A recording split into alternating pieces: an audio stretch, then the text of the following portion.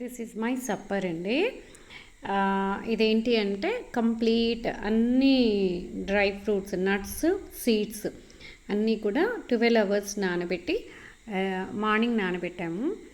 నానబెట్టి ఇప్పుడు మిక్సీ చేసేసి ఇందులో ఒక యాపిల్ కానీ అరటిపండు కానీ వేసుకొని హనీ వేసేస్తాను. నేను ఇంకా పాలు అస్సలు కలపను, నేను పాలు తాగను కాబట్టి హనీతో అరటిపండు ఆర్ యాపిల్ వేసేసి మేము మిక్సీ చేసేస్తాము. ఇది స్మూతీ అనమాట, డ్రై ఫ్రూట్ స్మూతీ.